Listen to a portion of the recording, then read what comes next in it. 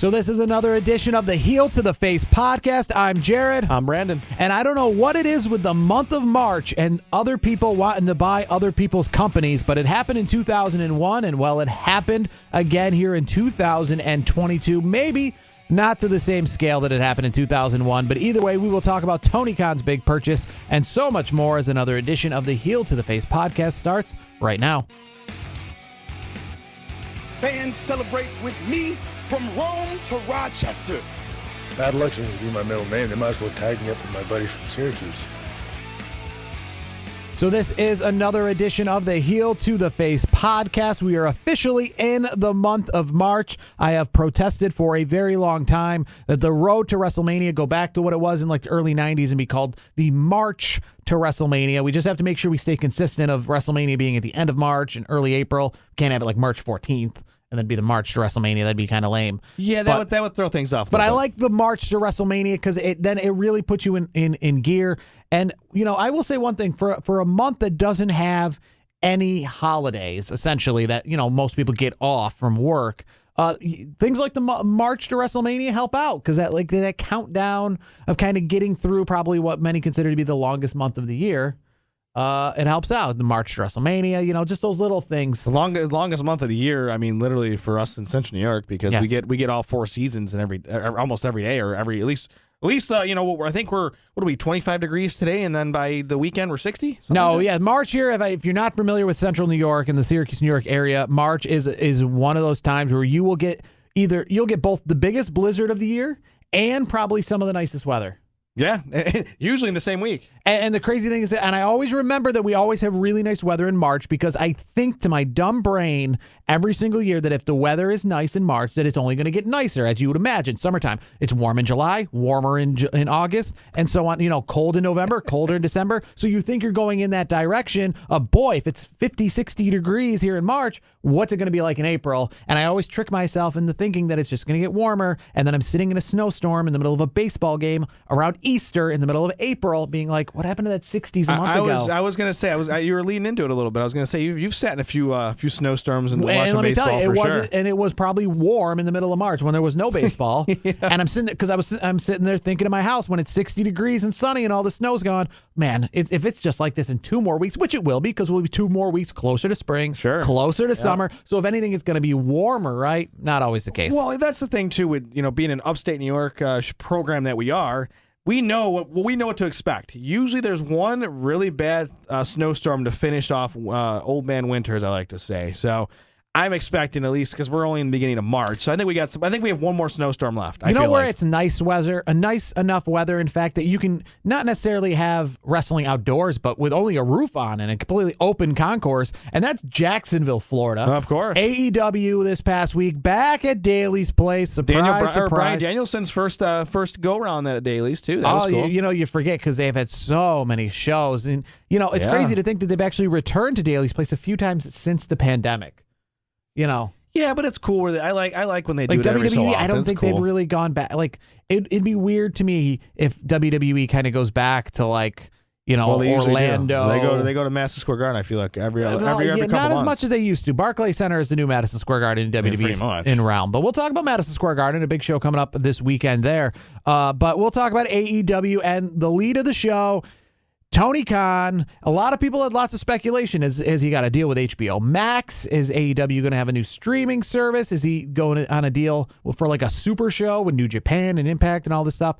And then a lot of people speculated he was going to buy Ring of Honor, and that was indeed the case. He announced to kick off the show that he was purchasing Ring of Honor Wrestling after they just took their hiatus. Obviously, we talk a decent amount of Ring of Honor on here. They just had their hiatus for Final Battle in December. They plan to return on April the 1st in Dallas for the Super Card of Honor, which is a traditional WrestleMania show, but it's going to be their, I guess, return from this self-imposed hiatus. So I guess the question is that everybody has is, what does this mean? What is he going to do with Ring of Honor? Is he going to be the man in charge of Ring of Honor? Is he just going to be the owner of Ring of Honor? Because, you know, one thing I will say about WWE when they bought WCW is they tried to a little extent, I mean a very little extent, to keep WCW afloat. But it wasn't a full-fledged company. It was like you were just buying the tape library. Ring of Honor is a full-fledged working company, and that's the plan for it to be.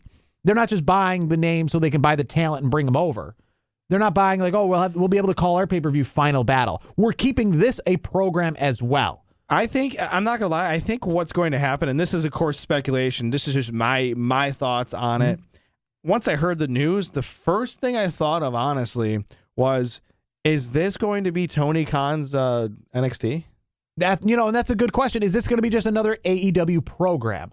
That's a question that I have in mind. You could keep it separate in the aspect that WWE's doing with Raw and SmackDown and NXT. Tony obviously is going to own both products, but you can make it Ring of Honor almost like your own developmental brand. Honestly, I know you have the elevation and all that, but that's my first thought on it. To be honest with you, when he broke that news, I was like, first, that's cool. That's cool that somebody with that kind of money bought Ring of Honor, and now he's a devoted wrestling fan. He mentioned that, and he had a little segment in the beginning of the show. But I think what's going to happen is I hope what happens is he makes it his own version of NXT, where it's kind of like the minor leagues of AEW. That would be cool. I guess the question is, though, to go with that is that Ring of Honor kind of has a reputation of, it has a reputation of being a minor league per se. It doesn't have a reputation of being a minor league when compared to like an AEW. They're very comparable products. Sure. They're very comparable kind of talent that you're looking for. So was NXT, the black and gold to the extent. A lot of people like you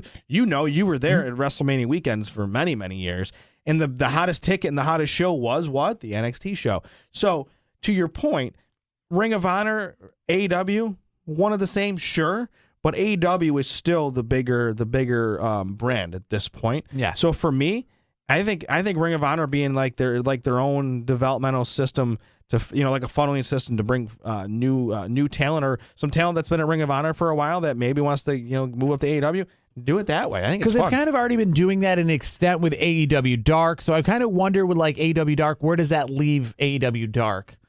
You know what? It could be that bridge between AEW Dynamite and Rampage. So you got AEW Rampage across the bridge. On the other side of the bridge, you have Ring of Honor. Maybe it's the bridge in between where like you get promoted from Ring of Honor and you're on your way to. It's kind of like you're building your character like in any video game. It's like you're working your way up the ladder. So maybe that's what it is. Maybe you've accomplished what you needed to accomplish in Ring of Honor. You really want to get to the bigger show, Dynamite or Rampage. You go to the Dark Elevation. What is it called now? Dark, and then you have Elevation, right? Dark and Dark Elevation. I can't keep up. Two different ones. So many damn shows. But that's what you could use it as. You could use it as a stepping stone from Ring of Honor to Dynamite Rampage. That's how I look at it. It's a lot of talent, because Ring of Honor is essentially the indie wrestling company. And that's what it's been for a long time. It's been the indie wrestling company. It's been a company that a lot of people have turned to be an AEW when there was no AEW. So it's going to be kind of strange because, again, it's the same. Obviously, the Bryan Danielsons, the CM Punks, the Stings, they're going to stay in the AEW realms. They're bigger names. But, it's these other guys that you're like, that feel like both. There's the guys that feel like both. I mean, obviously, MJF, he doesn't feel like both or anything like that. But there are like, the Dante Martins of the world, they kind of feel like both. True. I mean, there's a lot of superstars like that in AEW that are kind of like that. And here's the other thing that people aren't thinking about either. Obviously this announcement just happened, but with the deep talent pool that you have, you can spread that talent to all these different shows. I think it's fun. Again, I did say the bridge thing, but you could do, not to pull a page out of the WWE playbook, but you could take a guy, I'll just say Keith Lee. Maybe things, after a few months, things get a little stale with Keith Lee.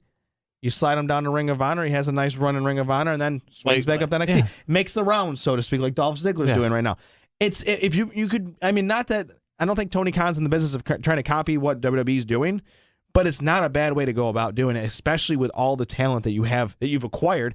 And there's more talent to be acquired because reports are Jeff Hardy's going to be here next week. At this point. Yeah, because his time is coming to a close where he can't compete, and he'll be in AEW, I think, as soon as he can. Like everybody else, they come in as soon as they can. Cesaro's available right now, so a lot of speculation. Cesaro shows up on Sunday at Revolution, so we'll see. I kind of hope not, or just because. Yeah, let's wait. AEW. This was the first time actually they've done an announcement that wasn't something debut related. Yeah, talent, yeah. So it was actually kind of exciting to not hear the debut of a wrestler, because if anybody has kind of killed that, it's AEW. They have killed that surprise. And it's kind of crazy to think, because we've seen Tony Khan do so much publicly, whether it comes to promoting the shows on YouTube or when it comes to let's go to AEW shows themselves. He comes out at pretty much every AEW show. I can tell you in the one in Rochester, the Dynamite, he was out a lot, talking a lot. I saw a lot of Tony Khan. So it was weird to say that this was only the second time ever that he's been appearing on Dynamite. Because again, yeah, technically, yes. But boy, if you've seen him a lot. He's not Vince McMahon in the sense of he's pretty recluse and he stays in the back. He does, I guess, stay in the back, but he is very public elsewise. I mean, you hear his voice and you see him promoting Cleveland's Beach Bash, on Being the Elite or any of that kind of stuff. So you see him a lot, regardless of if he's on the show or not.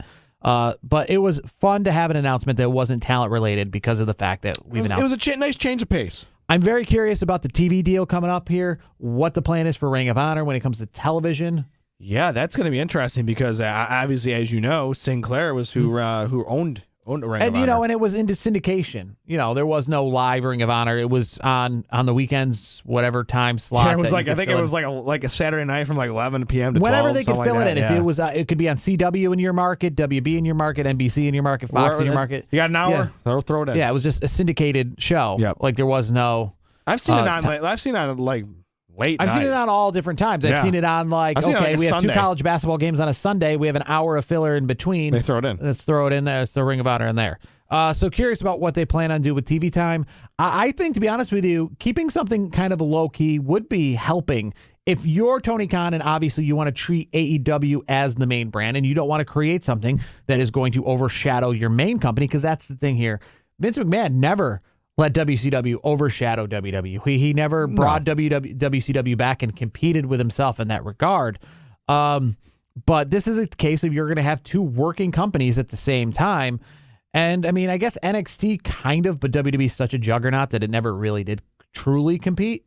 The most competition you'd have is between Raw and SmackDown, which is hard to compare because those are the same essential product. But you want Ring of Honor to succeed, but again, you don't want it to succeed to overtake your company. Yes, your original baby, so to speak. Yeah. So I guess not being back on syndication or something like that, where you have a pay-per-view product that people long for and that are following along, where they go to the shows live, but you don't have like a 2-hour live time slot like you do AEW. I wonder if we'll keep it in that kind of minor league realm. I wonder if he secured any. I know he just acquired Ring of Honor. At least that's what he announced. Mm-hmm. I wonder if he's already got a deal in place for one of the Turner stations. Well, they have TV shows coming up here, and I'll try to look it up, but they have TV tapings coming up following the whole, pay-per-view coming up on April the 1st in Dallas. But how much was that? How much was the Ring of Honor deal? Do you know? How much did it cost? Yeah, how much did it cost? Let's see. Because I heard that WWE was inquiring about it. See if we can try to find some information on how much it cost. Obviously, that didn't really come upon. In the official statement, it says that he is owner of Video Library, brand assets, and essentially the name and likeness. Everything, yeah. The same thing. He's kind of taken over the same thing as like WCW, except for it's probably cheaper in the sense they didn't have to pay any contracts because remember, Ring of Honor cut everybody right before it all, went down in December. So they kind of made everybody a free agent. So nobody is currently signed to Ring of Honor right now outside of the matches that they have announced. But let me try to look up the Ring of Honor cost for Tony Khan. Yeah, I'm curious. Obviously it's in the millions, obviously. Mm-hmm. But, that's... Oh, here it is. I have it here. Yeah, between 40 million? 30 to 40 million. That's a very high number to think about how much that Vince McMahon paid for WCW back in the day. What did he pay, like $2 million? Let's see, 30 to 40 million to a billionaire. That's not much. No, that's okay. Think of it this way. You have to put it in perspective. We've talked about this before. Some of the richest people in the world, when they buy certain things, like when they buy a plane, it's like, you bought a used car kind of thing. So for him, he bought a new Cadillac. It's not a large amount for him, but to think about how much, that seems like a lot. I would think that if I had $100 million that I could buy Ring of Honor for like $5 million. I feel like Ring of Honor to me, if you ask me what I think it's worth, especially too because they don't have any contracts or talent, you're just buying the names and the likenesses. You're just buying the video library and stuff as of the moment. $40 million for for something that is not already working on its own? Because that's the thing. WWE, they're trying to sell the WWE for $4 billion, but this is a company that is currently working. You're not just buying the names and then having to start it up yourself. If we can like, do the cost of, living expenses from the WWE WCW thing, bring it up, do inflation, things like that. I'm curious to see what that number is, because I know you mentioned $2 million, but $2 million back in 2001 is what nowadays? You know what I mean? So like so 30 to 40 may sound like a lot, but in reality, it might not be as big of a cost as you may think. And for him, like, he's a billionaire, 30 to 40 million. It's just buying a brand new vehicle for him. That's really what it is. I mean, Tony Khan's got enough money. It's not something where, he's super worried about. Even if things were to fold, that's $30 to $40 million he can write off. That's just, but obviously it's not going to happen. And he's going to make Ring of Honor really good. I think it's going to be a very, very, very good transition. And I just want to see where they go. Are they going to make it like an NWA style where they do it on YouTube? Well, only? they have the Honor Club, which I still think is functioning as this time, which is that $9.99 a month subscription service. And it was just for Ring of Honor, obviously, at the time. But now that Tony Khan owns Ring of Honor, I feel like you could turn this Honor Club, you could just essentially take what already exists and turn this into your AEW Ring of Honor WWE network style. Yeah, you can do like the Elite Honor Club or something. Yeah, or you can do something, because like I said, you can then make this now a streaming service that really, you already have the bare bones, and you can kind of create this and then be a much bigger entity. That's the best part. It's like, it'd be like the WWE Network. I mean, you'd have this, because I remember that was the big thing. We've talked about it in previous episodes, where how would they have a network when they're a brand new company? Here's your thing. You can have old archive footage of all Ring of Honor shows from forever ago. Mm-hmm. So old AEW pay-per-views. You got it. So instantly now $30-40 million. Maybe that is the plan for Tony Khan, because he knows his company is only a couple years old. Maybe you have this I wonder, great maybe library. obviously these television shows weekly. I don't think AEW is going to go off of their main station, obviously. No, and I don't think that they're going to get to a point where they're going to let pay-per-views be $9.99 just yet. I think they're going to keep going on the Fight TV, the Bleacher Report, that whole streaming service where they charge more $30 plus. Yeah. But what you could do is you could have old episodes of Dynamite on there. You could have current live episodes similar to NXT. You could have, or where it used to be before USA, you could have Ring of Honor on there. Instead, if you don't cut a TV deal, your weekly TV show could be on the Honor Club. Could be on the app, yeah. Yeah. Like on some sort of streaming app. Maybe have that and the pay-per-views as part of the Honor Club. It's not a bad idea, and that's like the more we're talking about it, that kind of makes me think that he bought this to help get a library together for maybe an inevitable in his mind, his own AEW network. Yeah. It makes sense. I was kind of hoping that the deal was that they struck some sort of deal with HBO Max and that this week's pay-per-view was going to be on there, because I already have that, so that was going to be. I had to cut HBO Max. I go through phases where like certain seasons or certain shows like fall on certain times of the year.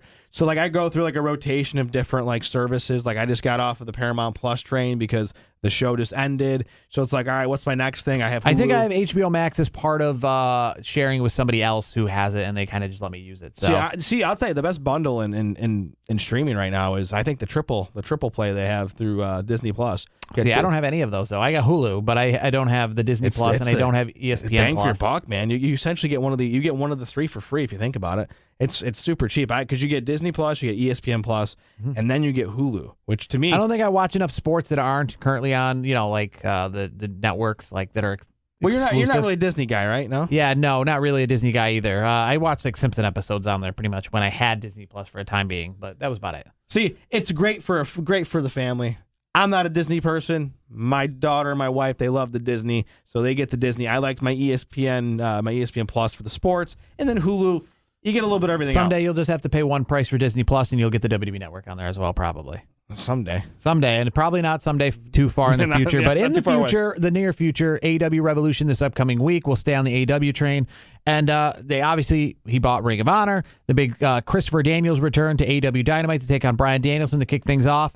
And then we just started going right into Revolution. How about that MJF CM Punk segment? Woo! I mean, WWE, they're probably watching over there like they do and going, that's awful. How dare they do that? Because we all talk about WWE talking smack about the death matches and all this stuff that they pull over there, trying to, belittle the networks it's that not a carry death match every week, though. Like, it's a death match every once in a blue moon. So, like, It's not like AEW every single week. Oh, everybody knows we're getting a death match every week. That is not the case. But CM Punk was very bloody. Yes, that promo was fantastic. Looked like he's being hung there. Yeah, that's old Attitude Era. And the best part too was you even got the commentator's sympathy for MJF just for a split second. Man, I can relate to him. Like Tony Schiavone, who always talks. He gets his digs in every single week on MJF, and even he was kind of playing the sympathy. Like, oh, now I see. Maybe MJF. There's a different side to him. And I'm sitting there like before the whole thing went down where he, the whole segment just went crazy. I'm sitting there like, all right, he's going to hug him and then he's going to kick him in the nuts. And I'm like, oh. I mean, you had to see that. You didn't think it was going to hug him and then the match is going to get called off? No, I know. But I just wanted to see what was going to happen and then what they did with the whole segment where CM Punk is pretty damn bloody and they essentially hanged him. Yes. Yeah, That's not. Yeah, you're not going to see that on WWE television anytime soon. No. And that to me, like MJF and CM Punk, this is some of the best work you're going to see right now. I have to tell you, I mean, there's going to be a bidding war for MJF. And speaking of MJF, there was a quote that I forget what program he was on or interview he did. He mentioned that he thinks he's going to be a mega movie star by the time he's 35. Well, that's part of his. But I'm curious to know, is he trying to, is he going to only be in the business for 10 more years and then go to movies? I mean, could he do the Rock, the John Cena we routes? will see, but I mean, that's part of self-promotion of his current character. He is really good at the self-promotion. I think it's going to be, when the free agency comes, I know we'll be covering, of course, I think, what is it, 2 years from now? Yes, but that's going to be fun. It's going to be a bidding war between Vince McMahon and Tony Khan. That's going to be fun. And we'll see where MJF is at the time, but just his character, I don't know, like him coming over. I guess WWE, never say never, but why not? Right now, because of the way he is and the crassness and the stuff, it works very well in AEW. It works very well. And I wouldn't want to see him, held back if he went to WWE, and he would definitely not want to be held back. No, I think what would happen is like at this. Obviously we're projecting, we're fantasy contract negotiations, and 2 years from now, whatever it is. He would negotiate like, no, I want creative control. Mm-hmm. And speaking of creative control, I mean, AEW, they let these guys kind of like, especially the MJFs of the world, the CM Punks, there's no script. Tony Khan there's certain guys that have enough clout where they just walk out and say what the hell they want. So this upcoming Sunday pay-per-view Revolution from Orlando, I don't know, it's on the campus of the University of Central Florida. These are some of the smaller items in which AEW is yet to book. Obviously the Double or Nothing pay-per-view, they announced it's going to be at T-Mobile Arena, which is a big venue, a normal size 20,000 seat arena. But obviously, this upcoming week in Orlando, they're not going to be where the Magic play. They're not going to be at the Citrus Bowl. They're going to be at this Adulation Arena, which I think is on the campus of University of Central Florida. So what's a hold seat wise? It's probably between like 6 and 10. Yeah, that's fine. I mean, if it looks good, it looks good. Yeah, no, it's perfectly fine. But that's where it's going to be this Sunday night. They got a whole fan fest going on Saturday. They got a little musical fest. Obviously, they got Rampage, which I believe is going to be from Orlando as well on Friday night. A pretty good Rampage card. I mean, you're going to have Christian Cage versus Ethan Page to decide the final person that's going to be in the Face of the Revolution ladder match.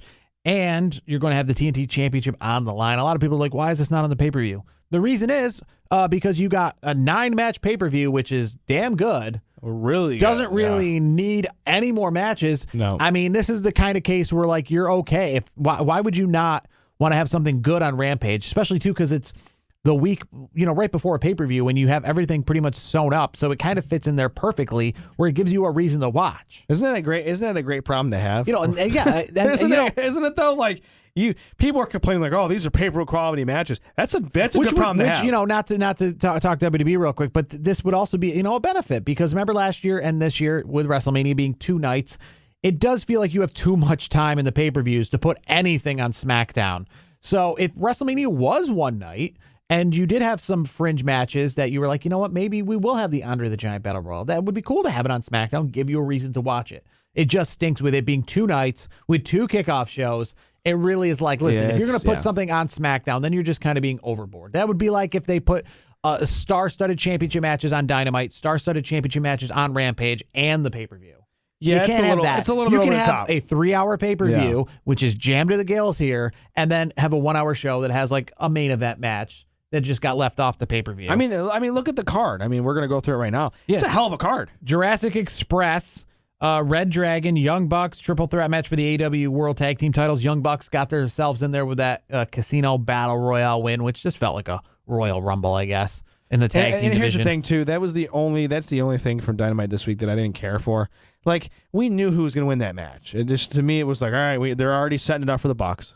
I mean, and this is what they've got going for them. The WWE does necessarily have going for them. You have the championship match with Adam Page and Adam Cole, but you have two singles matches, which are going, obviously with CM Punk and MJF, and then Daniel Bryan and Jon Moxley, which are going to be huge, which don't have titles on the line, don't need to have titles on the line. No, it's just going to be a good old fight. Yeah, it just makes me think, obviously, with WrestleMania down the horizon, we have Edge and AJ Styles, which, to me, I don't think that the storyline, hopefully it gets much better, but as of right now, that's your best essential match for WrestleMania that isn't the main event, and it needs some work. Just because you have the names, you just need some work for us to care. AEW's got so many great layers of great storytelling between so many different, there's so many storylines in WWE that are not in AEW that are much better than WWE. Yes. I mean, every single match on that card. Yeah, Bryan Danielson and Jon Moxley, I can tell you this much, I would prefer that. Like that's a WrestleMania match.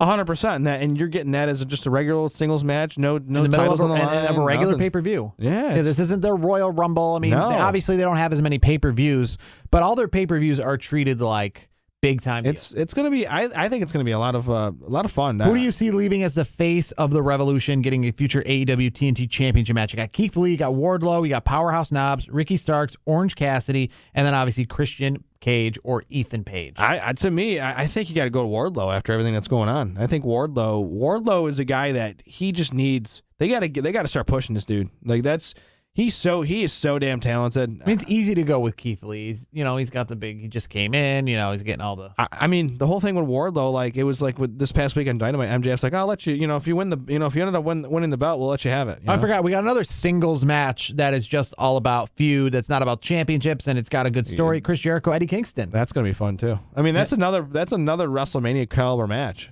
Yeah, it really is. I mean, that's a hell of a match. I mean.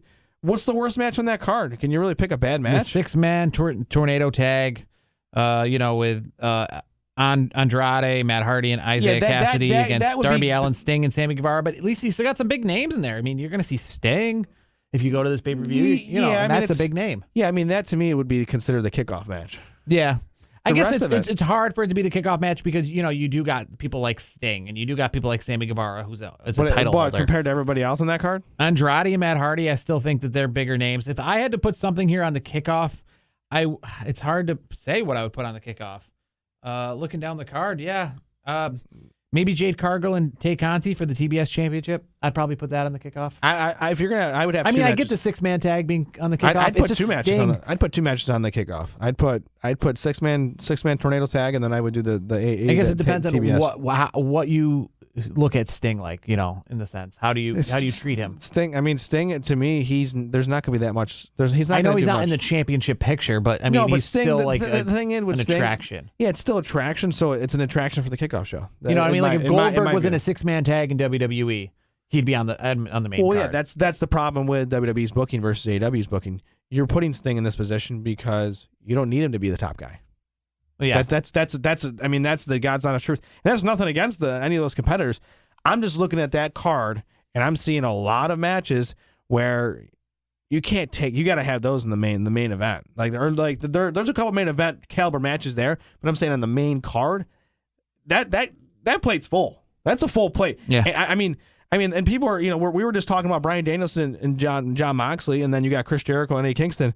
Oh, by the way, CM Punk, MJF, or they're gonna do a match, and then you got Hangman, Hangman versus Cole. I mean, this card is gonna be a lot of fun Sunday night. I'll be tuning in for sure. Absolutely, this Sunday night should be. But I gotta ask you something though. I don't know if you saw Tony Khan. He got a little. The burner got turned on him a little bit recently here with Chavo Guerrero's comments. Did you hear about that? I have not. So Chavo Guerrero, and it was like a since deleted, tweet interaction, whatever. But essentially, he was going to film with the Young Rock, the Rock's TV show that he has, and like he said, there was an agreement in place between him and Tony Khan, And then somebody like tweeted out at him and something. It's like, hey, Chavo, where are you at? And, like it was something along the lines like, oh, you're no longer with AEW. And he was like, oh, that's news to me. Like it was like, so like there was like an agreement, like there was like maybe there was a handshake agreement that fell he through. Could go do that. And then maybe Tony Khan turned his back. I don't know the whole story, but it seemed like there's a little bit of heat between Chavo and Tony Khan right now. Well, I mean, it is. We are getting to a point where AEW has grown to an extent that there is, we have to start seeing, it's not going to just keep growing now. We have to start seeing people get released, the Cody Rhodeses of the world and people going from AEW back to WWE. We're starting to get to that fold. Yeah, it's common. It's not just a company that's on the up. Nobody's ever getting fired. Yeah, that kind of thing. But moving on to our segment, we just, there's so much to talk about this week. And one more thing that obviously we can't go without talking about is moving on to the WWE realm is the big interview that happened today as of recording between Pat McAfee and Vince McMahon. It was Vince McMahon's first live interview in over 15 years. He did break some news, but obviously it wasn't what a lot of us were expecting. A lot of people heard the news that Pat McAfee was going to wrestle at WrestleMania. They heard the news that Vince McMahon was going to be a part of WrestleMania in a athletic extent. So a lot of people thought that this was going to be some big promo towards Vince versus Pat McAfee, and we were going to kick that off. And that was not anything like what happened. I actually enjoyed this better. This was not, if anything, Pat McAfee showed that it would be very strange to see him get in the ring with Vince McMahon because of the fact that I have never heard so much ass kissing. Pat McAfee really that's a shtick, was kissing a lot of Vince McMahon's ass during that.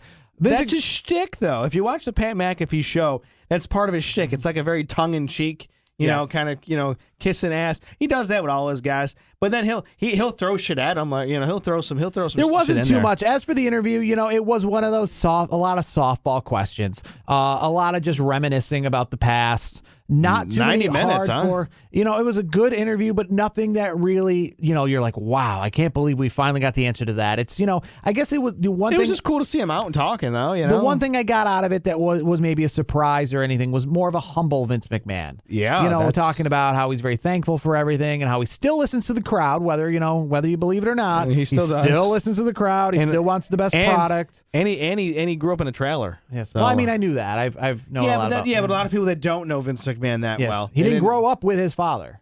Yes, he didn't meet his father and kind of go on with him until later in life. Yeah, it was like he's and then of course Pat hey, from an 8-foot trailer to a billionaire, not bad. But the one things we did learn is that he announced he will be the one to induct The Undertaker in the WWE Hall of Fame. I'm not surprised by that. And announced that Pat McAfee in some capacity will have a match against Austin Theory, which is kind of strange. Austin Theory. But again, it's Austin Theory. You think it's okay. But it is kind of strange, again, to just say you're going to have a match without any, and not the traditional wrestling sense. Tell me who else it would be besides Austin Theory. Corey Graves.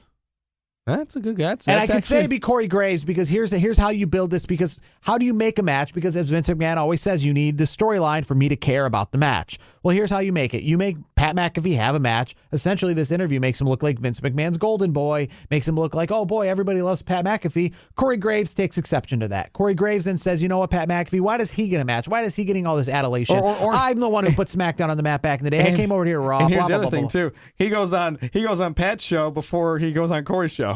Yeah. So Corey could say, you want a match? How about you have it against me? I'm ready to ring. I'm ready to get back in the ring. I've put out that I'm capable to be in the ring, I'm a wrestler. So Corey Graves can kind of come at Pat McAfee in the sense of it's not Pat McAfee that's going to be calling out anybody. And I think if you just put him against somebody for no reason, it's a little tough. Like the Austin Theory, again, I guess how do we just have a match with nothing? How do we you're going to have a match at WrestleMania. You're going to face Austin Theory. Should be fun. Well, no, you could build that because as you know, Austin Theory has been the chosen one from Vince McMahon. He's done a lot of backstage segments. And he could do something with Pat McAfee, kind of taking exception to Pat McAfee being treated so well on the podcast, being like, hey, why are you being treated so well? I'm Vince McMahon's golden boy. Yeah, I'm the man. That's I'm his right-hand man. That's why I think it's Austin Theory, because bickering siblings. That's what I mean. It's there. Mm-hmm. Corey Graves is a good one though, because Corey Graves did announce he can come back. So I mean, I think we have two choices here. I mean, I don't think it's anything else besides those two. Yeah. I mean, I saw a poll out there, Bad Bunny, but.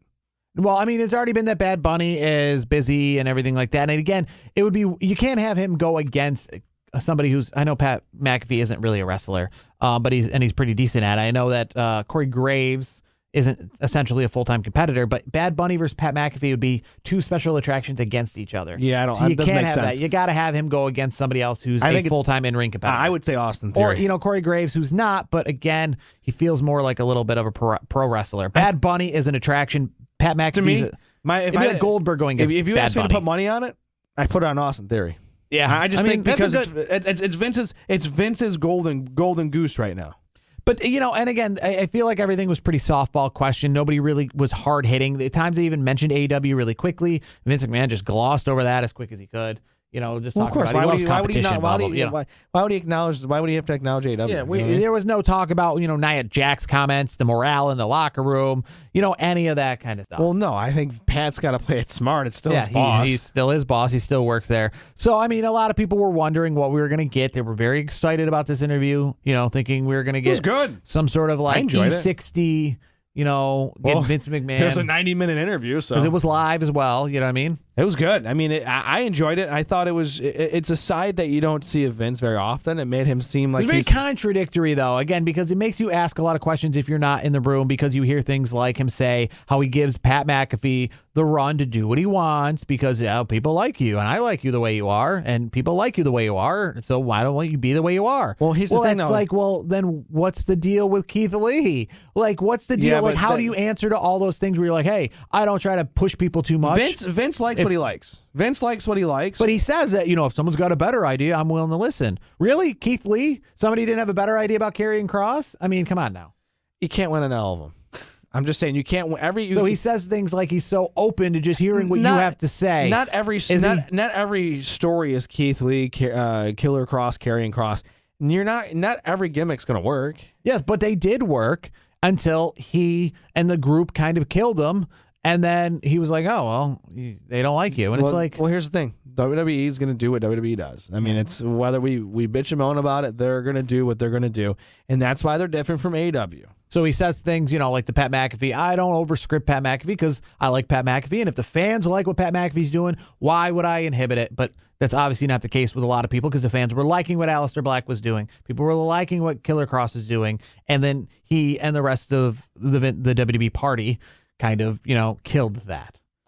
No, I get that. That's what WWE does. He even said, he's like, yeah, I'm an asshole. He even admitted it on the broadcast. He's like, yeah, if people want to call me an asshole, that's fine. And that's at the end of the day. And he mentioned what I told you he would, what we talked about before. He caters to the stockholders. I told you that. I told you that a long time ago, and he actually came out and said it on the Pat McAfee Show today.